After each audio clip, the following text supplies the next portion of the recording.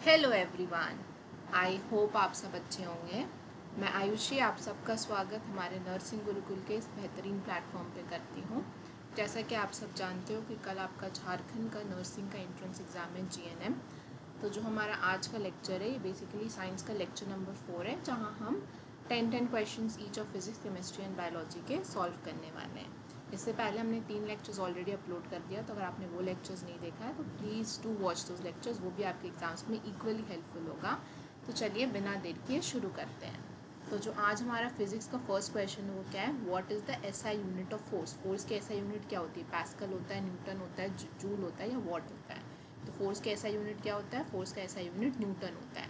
Pascal किसकी SI unit होती है, पास्कल आपकी प्रेशर की एसआई यूनिट होती है। जूल किसकी एसआई यूनिट होती है, जूल आपकी एनर्जी की एसआई यूनिट होती है। और वॉट किसकी एसआई यूनिट होती है, वॉट आपकी पावर की एसआई यूनिट होती है। वैसे ही और भी है, जैसे रेजिस्टेंस की एसआई यूनिट क्या होती है, रेजिस्टेंस की एसआई यूनिट ओम होता है। आपका करंट हो गया, करंट का एसआई यूनिट क्या होता है, करंट का एसआई यूनिट एम्पियर होता है। वोल्टेज का एसआई यूनिट क्या होता है, वोल्टेज का एसआई यूनिट वोल्ट होता है। तो ये सब कुछ इंपॉर्टेंट एसआई यूनिट है। इसके अलावा और भी क्वांटिटीज़ होती है, तो आप उसकी एसआई यूनिट देख लेना। अब जो हमारा नेक्स्ट क्वेश्चन है वो क्या है, the speed of light in vacuum. निर्वात की प्रकाश में गति कितनी होती है, 3 × 10⁸ मीटर पर सेकेंड, 3 × 10⁶ मीटर पर सेकेंड, 3 × 10⁵ मीटर पर सेकेंड या 3 × 10⁷ मीटर पर सेकेंड। तो कितना होता है speed of light in vacuum, हमारे वैक्यूम में लाइट की स्पीड कितनी होती है, 3 × 10⁸ मीटर पर सेकेंड। अब आपसे स्पीड ऑफ एक क्वेश्चन आया by chance, speed of sound in vacuum.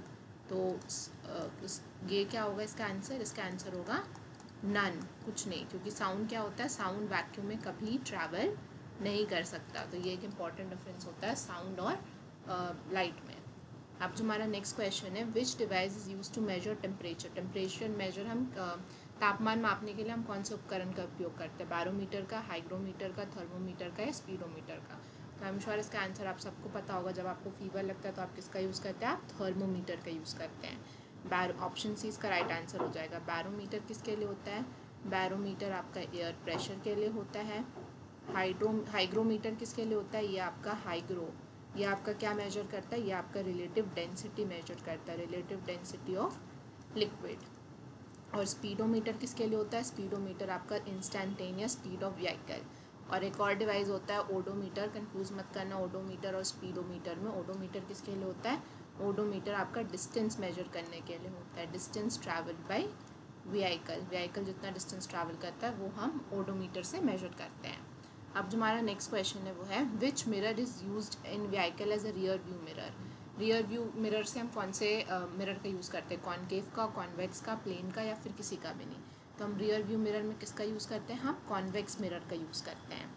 क्योंकि ये क्या देता है, ये आपका वाइडर व्यू देता है। कैसे वाइडर व्यू देता है, क्योंकि ये हमेशा कैसा इमेज बनाता है, ये हमेशा डिमिनिशिंग इमेज बनाता है। कैसा इमेज बनाता है, डिमिनिशिंग इमेज बनाता है, और वर्चुअल और इरेक्ट।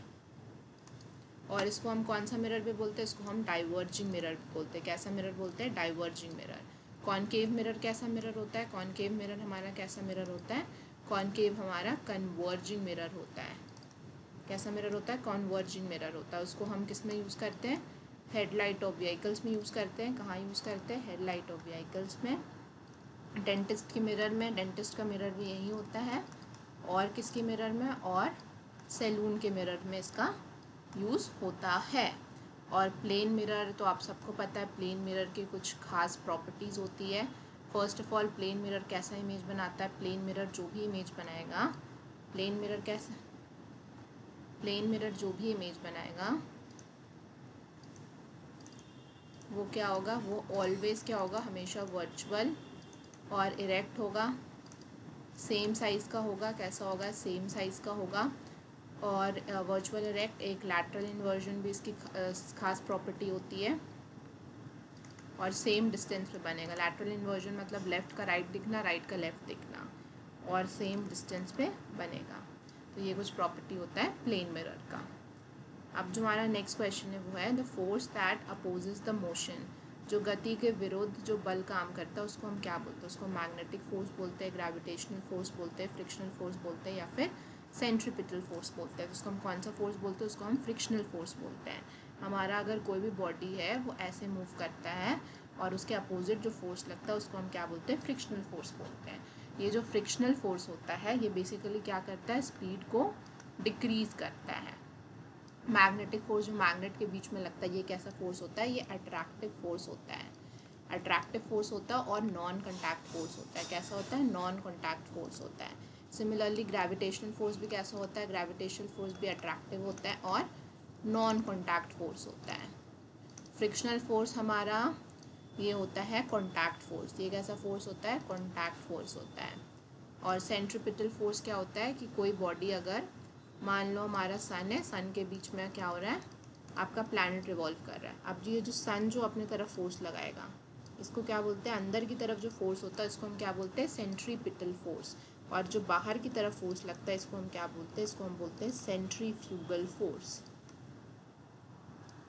हम जो हमारा नेक्स्ट क्वेश्चन है वो क्या है, unit of electric power. Power की यूनिट क्या है, जूल है, वॉट होता है, वोल्ट होता है या फिर एम्पियर होता है। तो क्या होता है पावर की ऐसा यूनिट, पावर का यूनिट होता है हमारा वॉट। जूल किसका होता है, जूल एनर्जी का ऐसा यूनिट होता है। वोल्ट वोल्टेज का होता है और एम्पियर किसका होता है, एम्पियर करंट का होता है। अब जो हमारा नेक्स्ट क्वेश्चन है वो है a device that converts chemical energy into electrical energy.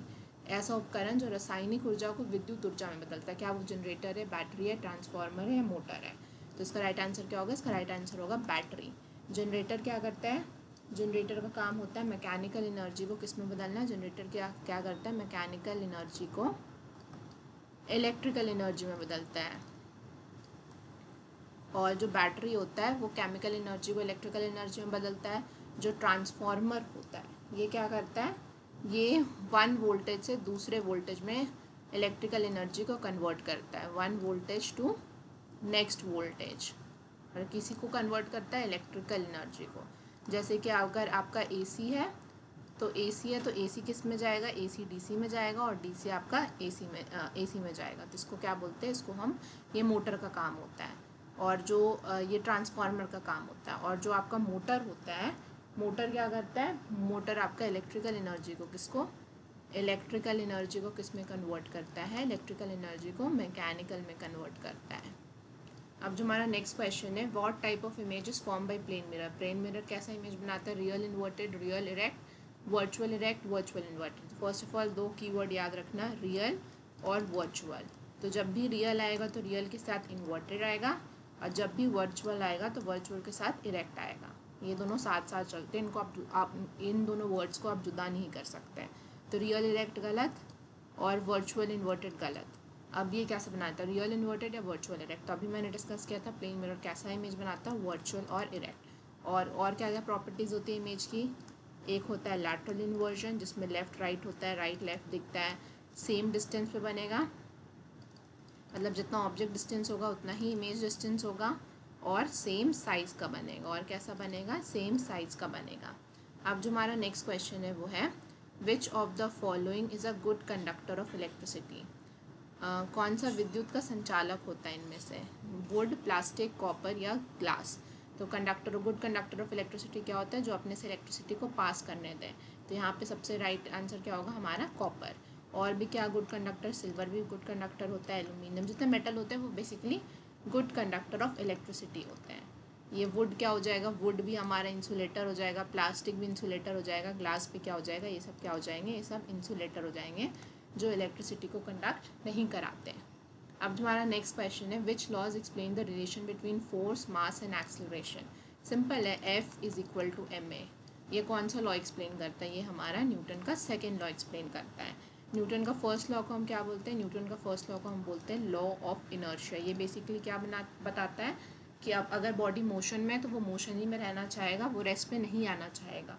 अगर रेस्ट में तो वो रेस्ट ही में रहना चाहेगा, मोशन में नहीं आना चाहेगा। तो बेसिकली बॉडी क्या होता है, बॉडी अपने ओरिजिनल स्टेट को स्टेट चेंज में रेजिस्ट करता है।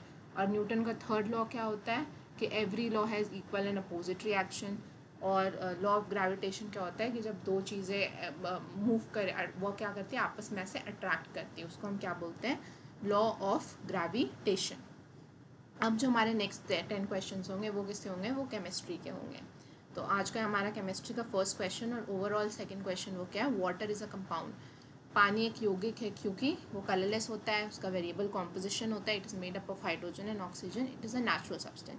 तो क्यों कंपाउंड है? क्योंकि ये हाइड्रोजन और दो एलिमेंट के मिल के बना रहता है, इसलिए क्या है, ये एक कंपाउंड है। अब फर्स्ट ऑफ ऑल एलिमेंट क्या होता है? एलिमेंट हो गया आपका, जैसे हाइड्रोजन एक एलिमेंट हो गया, आपका ऑक्सीजन एक एलिमेंट हो गया, ठीक है। फिर मॉलिक्यूल क्या होता है? मॉलिक्यूल होता है कि जब दो सेम एलिमेंट क्या करें, सेम एलिमेंट कंबाइन करें, उसको हम क्या बोलते हैं? उसको हम मॉलिक्यूल बोलते हैं। जैसे O2 एक मॉलिक्यूल हो गया, यहाँ पे क्या oxygen oxygen double bond, H2 एक एलिमेंट हो गया, HH डबल बॉन्ड, आपका नाइट्रोजन N2 एक मॉलिक्यूल हो गया, NN ट्रिपल बॉन्ड। तो मॉलिक्यूल क्या होता है? जब दो सेम एलिमेंट क्या करते हैं, कंबाइन करते हैं। और कंपाउंड क्या होता है? कंपाउंड होता है जब दो डिफरेंट एलिमेंट क्या करते हैं। कंपाउंड क्या होता है? कंपाउंड होता है जब दो कैसे, दो डिफरेंट एलिमेंट, दो कैसे एलिमेंट, दो डिफरेंट एलिमेंट जब कंबाइन करेंगे, और किसमें? फिक्स प्रपोर्शन में। किसमें? फिक्स प्रपोर्शन में। और वो क्या करेंगे? एक तो फिक्स प्रपोर्शन, और वो क्या करेंगे? वो अपनी प्रॉपर्टी को रिटेन करेंगे। क्या करेंगे? प्रॉपर्टी को रिटेन करेंगे। तो जैसे वाटर हमारा एक कंपाउंड हो गया, ये क्या कर रहा है? ये हाइड्रोजन और ऑक्सीजन के मिलने से बन रहा है। वैसे ही अमोनिया एक कंपाउंड हो गया, नाइट्रोजन और हाइड्रोजन के मिलने से। सो आई होप आपको कंपाउंड, एटम, एलिमेंट और मॉलिक्यूल अच्छे से समझ आया होगा। अब जो हमारा नेक्स्ट क्वेश्चन है वो है, विच acid is present in lemon? Lemon में कौन सा एसिड प्रेजेंट होता है? नींबू में कौन सा अम्ल होता है? हाइड्रोक्लोरिक एसिड, एसिटिक एसिड, या फिर सिट्रिक एसिड, या फिर सल्फ्यूरिक एसिड? तो नींबू में कौन सा अम्ल होता है? नींबू में हमारा सिट्रिक एसिड होता है। सिट्रिक एसिड विटामिन सी, और अगर विटामिन सी की कमी होगी तो कौन से, विटामिन सी की कमी होगी तो कौन सा डिजीज़ हो सकता है? स्कर्वी। और हाइड्रोक्लोरिक एसिड जो HCl होता है, जो हमारे स्टमक में प्रेजेंट होता है, पेप्सिन के काम के लिए इंपॉर्टेंट होता है। एसिटिक एसिड कहाँ होता है? एसिटिक एसिड विनेगर में होता है। CH3C double bond OH। Sulphuric acid आपको पता ही है, H2SO4। वैसे और भी एसिड होते हैं, जैसे कि फॉर्मिक एसिड। फॉर्मिक एसिड कहाँ पाया जाता है? फॉर्मिक एसिड एंड की स्टिंग में पाया जाता है। टार्टरिक एसिड हो गया। टार्टरिक एसिड कहाँ होता है? टार्टरिक एसिड हमें मिलता है टैमरिंड में, इमली में। वैसे क्या होता है? एक ऑक्सैलिक एसिड होता है। ऑक्सैलिक एसिड कहाँ मिलता है हमें? ऑक्सैलिक एसिड हमें टोमेटो में मिलता है। टोमेटो में मिलता है या फिर स्पिनाच में मिलता है। अब जो हमारा नेक्स्ट क्वेश्चन है वो क्या है? वो है the chemical formula of common salt. Common salt का केमिकल फॉर्मूला क्या होता है? NaCl, KCl, NaOH, HCl। तो क्या होता है? NaCl, sodium chloride. और भी अलग अलग कंपाउंड्स होते हैं, उनके केमिकल फॉर्मूला पता होना चाहिए, जैसे कि जिप्सम।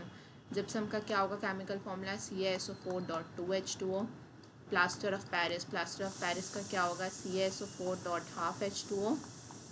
वैसे ही आपका कैल्शियम, वैसे आपका बेकिंग सोडा,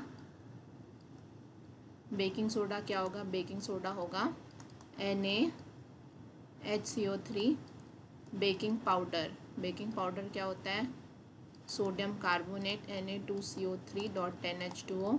वैसे ही blue vitriol, blue vitriol, blue vitriol का केमिकल फॉर्मूला क्या होगा?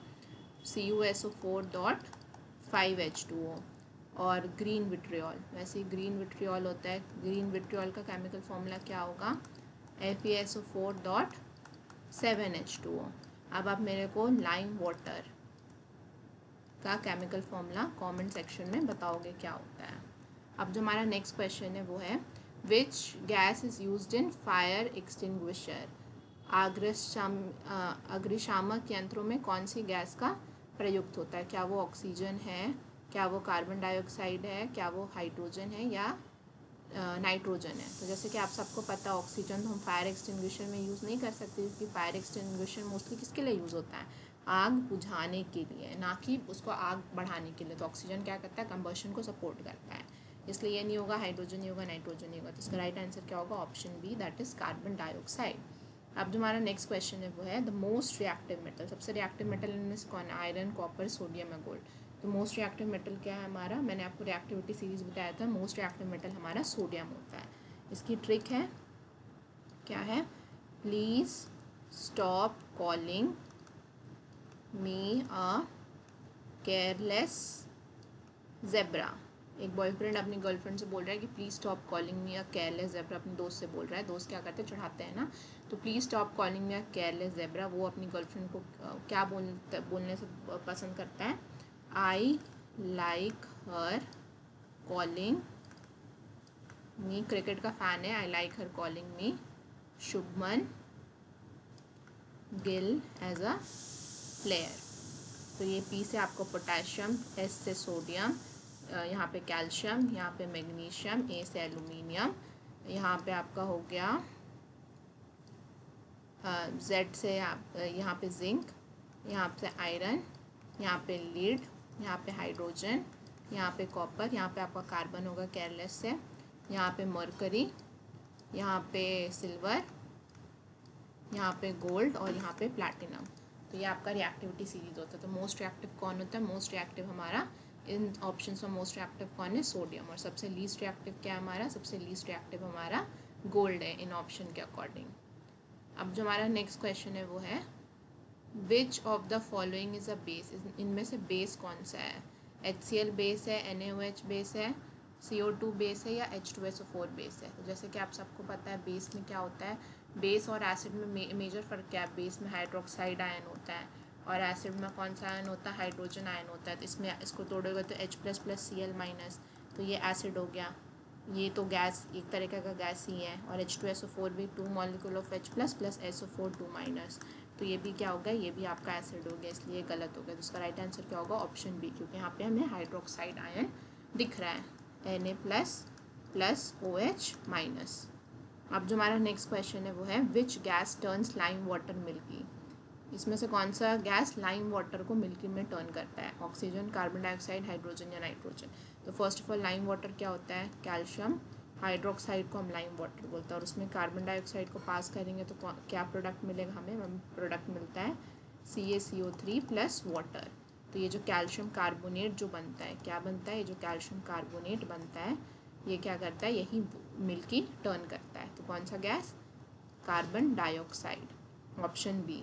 अब हमारा जो नेक्स्ट क्वेश्चन है rusting of iron, rusting of iron किसका एग्जांपल होता है, फिजिकल चेंज का, केमिकल चेंज का, रिवर्सिबल चेंज का, या नन ऑफ दिस। तो रस्टिंग ऑफ आयरन में क्या होता है, Fe2O3.XH2, ये मॉलिक्यूल को हम रस्ट बोलते हैं। तो ये कौन सा चेंज होता है, ये हमारा केमिकल चेंज होता है। जो केमिकल चेंज होता है वो कैसा होता है, वो इरिवर्सिबल होता है, जैसे बर्निंग ऑफ पेपर। और जो फिजिकल चेंज होता है, फिजिकल चेंज कैसा होता है, ये रिवर्सिबल होता है, ठीक है। जैसे मेल्टिंग ऑफ आइस एक फिजिकल चेंज हो गया, हीटिंग ऑफ वाटर एक फिजिकल चेंज हो गया। अब जो हमारा नेक्स्ट क्वेश्चन है वो है atomic number is defined by a number of, atomic number किससे डिफाइंड होता है, न्यूट्रॉन से, प्रोटॉन से, इलेक्ट्रॉन से या न्यूक्लियस से। तो अटोमिक नंबर किससे, हम कोई भी मॉलिक्यूल लिखते हैं, सपोज हमारा मॉलिक्यूल है और ये Z और A, तो ये क्या होता है, ये हमारा एटॉमिक नंबर होता है, ये मास नंबर होता है। जो एटॉमिक नंबर होता है वो क्या होता है, वो नंबर ऑफ प्रोटॉन के बराबर होता है, किसके बराबर होता है, नंबर ऑफ प्रोटॉन के बराबर। और कोई भी एलिमेंट है, फॉर एग्जांपल मैं ले लेती हूँ जैसे कि सोडियम 11 और 23, तो सोडियम का एटॉमिक नंबर कितना होगा, एटॉमिक नंबर 11 है सोडियम का, और इसमें 11 है तो 11 ही यही प्रोटॉन के बराबर होगा और यही इलेक्ट्रॉन के बराबर होगा। और न्यूट्रॉन कैसे निकालेंगे, न्यूट्रॉन हम कैसे निकालेंगे, मास नंबर से एटॉमिक नंबर को माइनस करके। तो 23 - 11 तो क्या हो गया, 12 क्या हो गया, 12 न्यूट्रॉन हो गया। क्योंकि ये जो मास नंबर होता है ये बेसिकली किसका बना रहता है, ये प्रोटॉन और न्यूट्रॉन का बना रहता है। जो एटम होता है, एटम का सेंटर जो होता है, यहाँ पे क्या होता है, प्रोटॉन और न्यूट्रॉन होते हैं जो मिलके क्या बनाते हैं, जो हमारा मास नंबर बनाते हैं। अब हमारा केमिस्ट्री का लास्ट क्वेश्चन क्या है, which element is necessary for combustion, combustion के लिए कौन सा एलिमेंट नेसेसरी है, कार्बन, हाइड्रोजन, ऑक्सीजन, नाइट्रोजन। तो कौन सा एलिमेंट कंबशन को सपोर्ट करता है, वो है हमारा ऑक्सीजन। अब जो हमारा नेक्स्ट क्वेश्चन है, अब बायोलॉजी के 10 क्वेश्चन हम करेंगे, वो क्या है, which is the largest organ in human body, सबसे लार्जेस्ट ऑर्गन कौन सा होता है, लिवर होता है, ब्रेन होता है, स्किन होता है, हार्ट होता है। तो सबसे लार्जेस्ट ऑर्गन क्या हमारा, सबसे ज़्यादा क्या कवर्ड है, सबसे ज़्यादा हमारा स्किन कवर्ड है। लिवर क्या होता है, लिवर हमारा क्या होता है, लार्जेस्ट इंटरनल ऑर्गन। अगर लार्जेस्ट इंटरनल ऑर्गन पूछा या फिर लार्जेस्ट ग्लैंड पूछा तब हम किसका आंसर देंगे, तब हम लिवर का आंसर देंगे।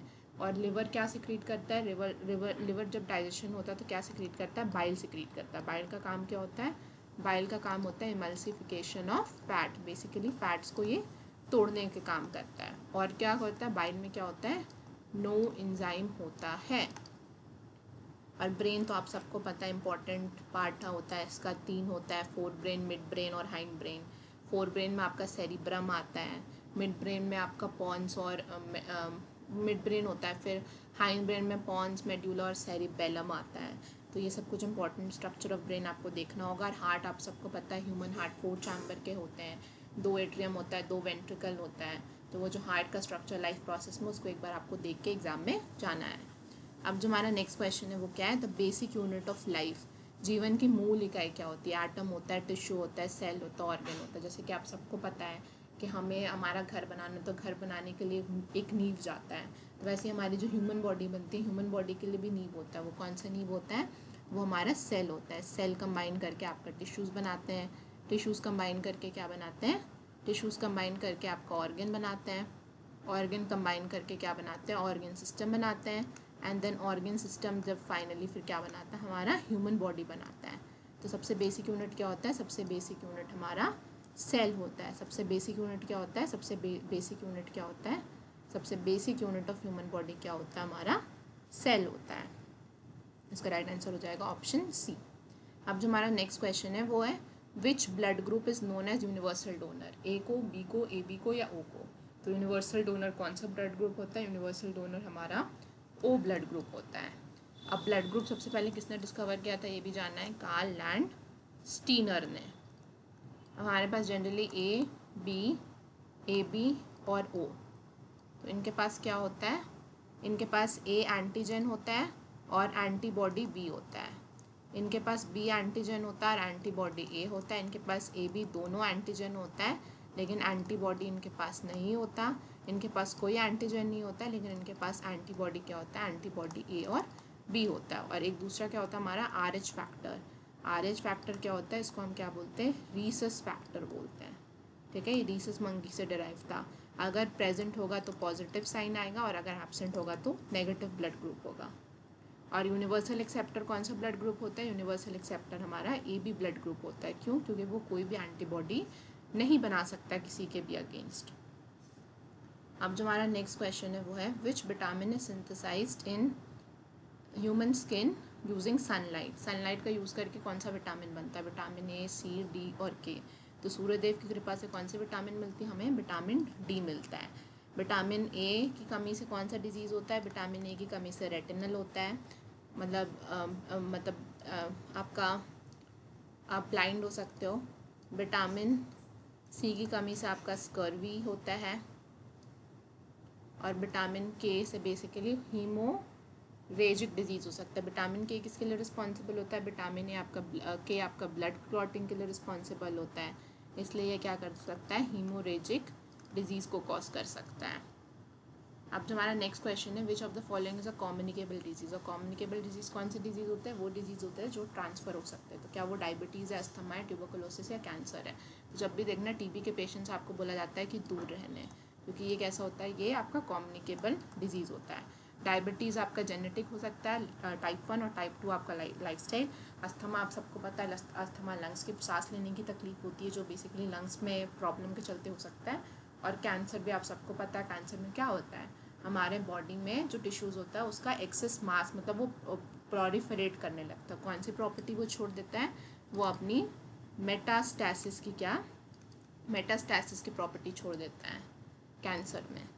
अब जो हमारा नेक्स्ट क्वेश्चन है वो है, which organ is responsible for filtering blood. Blood filter करने के लिए कौन सा ऑर्गन रिस्पॉन्सिबल होता है, हार्ट, लिवर, किडनी, लंग्स। तो हम फिल्टरिंग ऑफ ब्लड कहाँ से होता है, फिल्टरिंग ऑफ ब्लड हमारा होता है किडनी से। किडनी में क्या होते हैं, किडनी में हमारा नेफ्रॉन्स होते हैं। क्या होते हैं, नेफ्रॉन्स होते हैं। और ब्रेन में क्या होता है, ब्रेन का स्ट्रक्चरल यूनिट क्या है, ब्रेन का स्ट्रक्चरल यूनिट न्यूरॉन्स है। इसको कंफ्यूज मत करना, लोग नेफ्रॉन और न्यूरॉन्स में कंफ्यूज कर देते हैं। नेफ्रॉन का स्ट्रक्चर आप सबको पता है, हमारा ये बोमेंस कैप्सूल होता है, लूप ऑफ हेनल होता है, देन कलेक्टिंग डक्ट होता है, यहाँ पे आके ग्लोमेरुलस होता है। ये क्या है, ये ग्लोमेरुलस है। यहाँ पे आपका बोमेंस कैप्सूल होता है, बोमेंस कैप्सूल होता है। यहाँ पे आपका लूप ऑफ हेनल होता है, क्या होता है, लूप ऑफ हेनल होता है। और यहाँ पे आपका कलेक्टिंग डक्ट होता है। तो आपको वो लाइफ प्रोसेस का चैप्टर बहुत अच्छे से पढ़ के जाना होगा। अब जो हमारा नेक्स्ट क्वेश्चन है वो है which part of the brain controls breathing. कौन सा पार्ट है ब्रेन का जो ब्रीदिंग को कंट्रोल करता है? सेरिब्रम, सेरिबेलम, मेडुला ओब्लंगाटा या फिर हाइपोथैलेमस। तो वो कौन सा ब्रेन है हमारा? वो है हमारा मेडुला ओब्लंगाटा। सेरिब्रम किसके लिए रिस्पॉन्सिबल है? सेरिब्रम थिंकिंग के लिए रिस्पॉन्सिबल है। सेरिबेलम किसके लिए रिस्पॉन्सिबल है? सेरिबेलम बैलेंस के लिए रिस्पॉन्सिबल है। ये फोर ब्रेन का पार्ट होता है। ये आपका हाइंड ब्रेन का पार्ट होता है। और हाइपोथैलेमस किसके लिए रिस्पॉन्सिबल होता है? हाइपोथैलेमस आपका टेम्परेचर को रेगुलेट करने के लिए, बेसिकली होम्योस्टैसिस के लिए। अब अगला क्या है हमारा? Haemoglobin is present in. Haemoglobin कहाँ प्रेजेंट होता है? प्लाज्मा में, WBC में, RBC में या प्लेटलेट्स में। तो कहाँ प्रेजेंट होता है? RBC में प्रेजेंट होता है। इसका काम क्या होता है? ऑक्सीजन को कैरी करना। प्लाज्मा आपका जो fluid part of the blood होता है। WBC क्या होता है? WBC इम्यूनिटी के लिए होता है। इसको हम क्या बोलते हैं? सोल्जर्स ऑफ बॉडी बोलते हैं। और प्लेटलेट किसके लिए होता है? प्लेटलेट्स आपका क्लॉटिंग के लिए होता है। अब जो हमारा नेक्स्ट क्वेश्चन है वो है BCG वैक्सीन। BCG वैक्सीन किस में दिया जाता है? हेपेटाइटिस में, टाइफॉइड में, ट्यूबरकुलोसिस में या मीजल्स में? तो किस में दिया जाता है? ट्यूबरकुलोसिस में, TB में। हेपेटाइटिस में हम कौन सी वैक्सीन लेते हैं? हेपेटाइटिस में हम किसकी वैक्सीन लेते हैं? हेपेटाइटिस B की वैक्सीन लेते हैं। टाइफाइड में हम किसकी वैक्सीन लेते हैं? TCV वैक्सीन लेते हैं। TCV क्या होता है? Typhoid conjugated vaccine. और जब मीजल्स होता है तो हम कौन से वैक्सीन लेते हैं? MMR वैक्सीन लेते हैं। मतलब 3 डिजीज़ के लिए एक ही वैक्सीन। कौन सा? मीजल्स, मम्स और रूबेला। इसके लिए हम MMR वैक्सीन लेते हैं। और आज का हमारा लास्ट क्वेश्चन वो क्या है? What is the gestation period of a normal human pregnancy. एक नॉर्मल ह्यूमन प्रेगनेंसी का जेस्टेशन पीरियड कितना होता है? 37 वीक्स होता है, 38 वीक्स होता है, 40 वीक्स होता है या 42 वीक्स होता है। तो जेस्टेशन पीरियड क्या होता है कि overall period of development of a embryo to foetus. जब प्रेगनेंसी होता है तो उससे जब तक वो फीटस बनता है, जब तक उसका डिलीवरी नहीं हो जाता, उस पीरियड को हम क्या बोलते हैं? Gestation period. तो नॉर्मल ह्यूमन प्रेगनेंसी में कहाँ पर जेस्टेशन पीरियड होता है? नॉर्मल ह्यूमन प्रेगनेंसी में हमारा 40 वीक्स का जेस्टेशन पीरियड होता है। अब आप मेरे को बताओगे कमेंट सेक्शन में कि फर्टिलाइजेशन ओवरी के किस भाग में होता है? मतलब हम फीमेल जेंडर के किस भाग में होता है? ओवरी में होता है फर्टिलाइजेशन हमारा, या फिर फेलोपियन ट्यूब में होता है, या फिर यूट्रस में होता है। If you like the lecture please do like, share and subscribe. और अपने प्यारे प्यारे कमेंट्स कर देना। And wish you the best for the exams. Thank you so much and thank you for watching this lecture.